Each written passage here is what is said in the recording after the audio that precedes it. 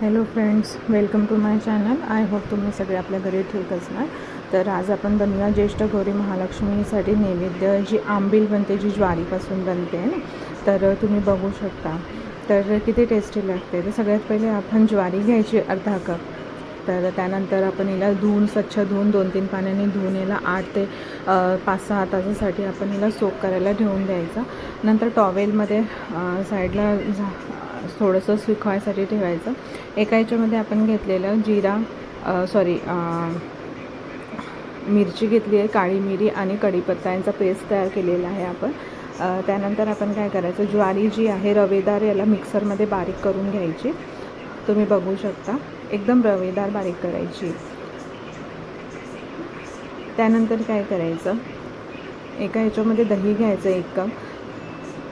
त्याला फेटून घ्यायचं छान पद्धतीने, जसं आपण कढीला छान बारीक करतो दही जसं फेटतो तशा पद्धतीने. आणि 1 कप पाणी टाकून त्याला हे करायचं. आणि आपलं जे ज्वारीचं मिश्रण आहे ते त्यामध्ये 10 ते 15 मिनटं भिजत ठेवायचं.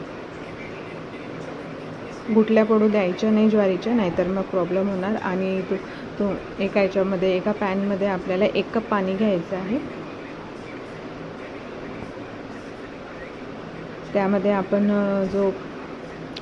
थोडंसं 2 टेबलस्पून तेल टाकायचं आहे आपल्याला. आणि मीठ टाकायचं आहे चवीनुसार. आणि जो पेस्ट केलेला होता आपण मिरचीचा वगैरे तो टाकायचा आहे. त्यानंतर हळद थोडीशी चिमूटभर.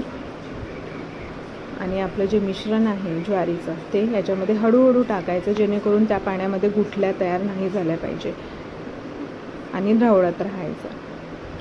तर तुमच्याकडे पण असं रेसिपी ज्येष्ठ गौरी पूजनच्या दिवशी तुम्ही असं रेसिपी तयार करता का, ज्वारीची आंबील तयार करता का? तर मला नक्की कमेंटमध्ये सांगा. आणि तुमच्याकडे पण असं सेम याच्याने तयार करतात का मला सांगाल. आणि लास्टमध्ये आपण याच्यामध्ये नारळाचे थोडेसे तुकडे टाकायचे. आणि एक साईड आपण गुळणी तयार करू वरून खायसाठी. थोडंसं अर्धा कप पाणी घ्यायचं, त्यामध्ये 2-3 आपले गूळ घ्यायचे, 2-3 टेबलस्पून. आणि जस्ट गूळ वितळतपर्यंत उकळू द्यायचं.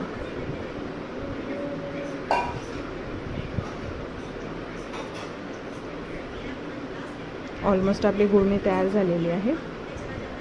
आणि याला गाळून टाकायचं, कारण कधी कधी काय असतं, गुळामध्ये काही रेती वगैरे काही कचरा वगैरे असतो, तो ते गाळून घ्यायचं.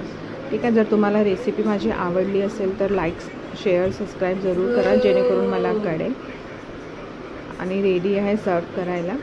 तुम्ही याला गुळणीसोबत पण खाऊ शकता किंवा असं पण खाऊ शकता आणि डेली रुटीनमध्ये पण खाऊ शकता.